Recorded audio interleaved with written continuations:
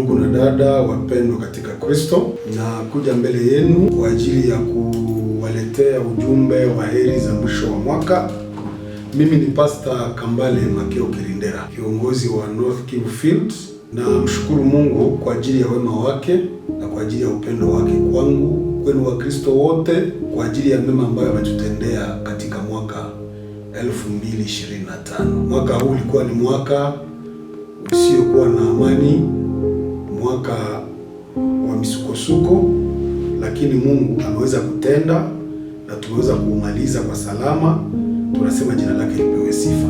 Tunawashukuru pia Wakristo wote wa field hii kwa ajili ya kazi kubwa ambayo mmemtendea Mungu. Kila mmoja kwa jina lake Mungu apate kumbariki. Katika mwaka huu tuliweza kuwa na kazi nyingi ambazo tumezitenda, ni kama mikutano ya mahubiri, na wengi wenu waliweza kujihusisha, wakaweza kutangaza habari njema, na wengi wameweza kuokolewa, na hivyo Mungu wetu apate kuwabariki. Tulikuwa pia na kazi za ujenzi wa ofisi yetu hapa Kiala. Wengi wenu waliweza kutoa michango yao pamoja na sadaka zao, na kazi imeweza kuendelea. Tunasema pia wapate kubarikiwa na Mungu. Wengi wenu pia waliweza kujitoa katika kazi mbalimbali za kanisa, za mahalia, za field, za ngazi zote, na hivi tunasema Mungu wetu apate kuwabariki. Na hivi nawatakia tena heri za mwaka mpya. Mungu wetu apate kuwabariki, Mungu wetu apate kuwasimamia, ili mwaka 2026 uwe mwaka wa mafanikio na baraka, na mwaka wa kazi, kama vile mwaka ambao umekwisha umeweza kuwa mwaka wa kazi kwa ajili ya Bwana. Mwaka huu ambao tunaenda kuanza ni mwaka ambao mnakuwa mikutano mbalimbali. Kwa hivyo tunawaalika Wakristo wote, kila mmoja apate kuchangia kazi hii ya mahubiri. Ni kama vile tunapoanza mwaka, tutaanza na mahubiri ya Isiro pour Christ. Tunawaalika kwa kuweza kujiweka tayari, kwa kuweza kuandamana na programu hii, katika kuombea programu hii ya mahubiri, katika kutoa sadaka ama michango, katika kujitoa ili ujumbe upate kutangazwa pale Isiro na watu wengi wapate kuokolewa. Baada ya hapo tuna mikutano kwa mwezi wa 3 ambayo itaweza kusimamiwa na akina mama katika field yote. Tunawaalika wote, akina mama wote, mpate kusimama kama mtu mmoja, kama watu wenye bidii kwa ajili ya kutangaza habari njema na kuwaambia watu kuwa Kristo yuaja karibuni. Mwezi wa 6 tutakuwa pia na mikutano ya homecoming. Kila mmoja ataitwa kurudi makwao, aende kutangaza habari njema kwa wale wa nyumbani mwao. Na hivi tunawaalika tena Wakristo wote wapate kusimama, na hapa zaidi sana itakuwa ni idara ya wanaume ndio itatangaza habari njema. Kwa hivyo tunaomba wanaume wote wasimame, wajiandae, watangaze habari njema kwa kishindo, watu wapate kuokolewa na wengi wapate kujua kwamba muda tunaoishi ni ule muda wa mwisho wa kuweza kujiandaa kwa ajili ya kuja kwa Yesu Kristo. Mwezi wa 9 vile vile tutakuwa na mikutano ya vijana. Mikutano hii pia tunawaalika vijana wajiandae, wajipange sawa, ili kila mmoja shiriki mikutano hii. Tuwalete vijana wengi kama sisi kwa Yesu Kristo, wapate kumjua, wapate kumtumikia na wapate kujiandaa kwa ajili ya kuja kwake. Kwa mwisho wa mwaka tutakuwa vile vile ni mkutano wa watoto.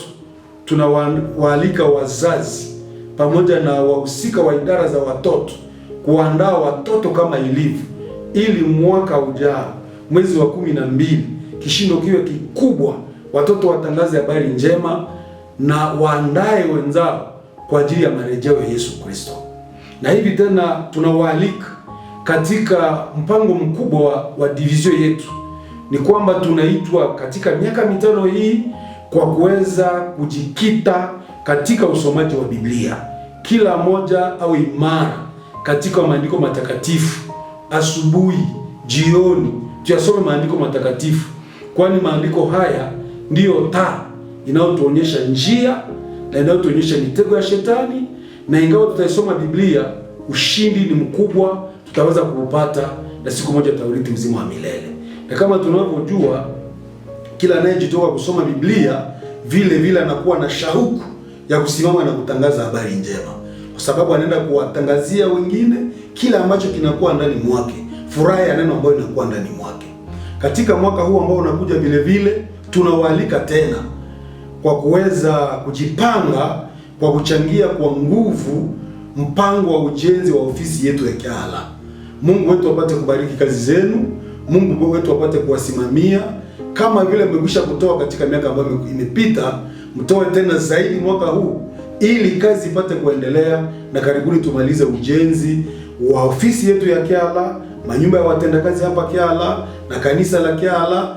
Tunawaalika kwa kuweza kujipanga. Naamini kila atakayeweka jambo hilo katika mpango wake na kuliombea, Mungu atambariki na ataona miujiza ya Mungu katika kazi zake na maisha yake. Tunawaalika vile vile kwa kuweza kuwa na bidii katika kujitoa kwa Mungu katika mambo mbalimbali, katika kuhusika katika mikutano ya petit group, katika mikutano ya maombi, katika majuma ya maombi, katika mambo mbalimbali, kwa sababu tunapoanza mwaka 2026 inamaanisha mwaka utakuwa umekwisha, mwingine unapoanza ni kuwa siku zile zinazokuwa mbele yetu tutenganisha na kuja kwa Yesu zitakuwa zimepunguka. Na maanisha kwamba mwaka unapokwisha, mwingine unapoanza, tunaelekea karibu sana na kuja kwa Yesu Kristo. Ndio maana hapa katika Biblia, Petro ya kwanza sura ya 4 shairi ya 7 na ya 8 tunaambiwa kwamba mwisho wa mambo yote umekaribia, na kwamba tuwe mashujaa katika kuomba, katika kutafuta utawa na utakatifu, kwa sababu Yesu Kristo yuko pale mlangoni. Na pia shairi linaendelea na kusema tuwe pia na upendo mmoja kwa mwingine.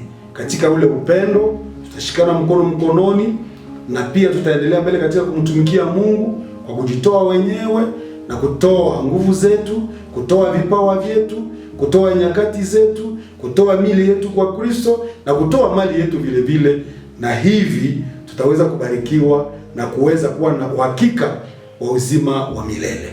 Mungu wetu awabariki, Mungu wetu awajalie neema katika mwaka mpya.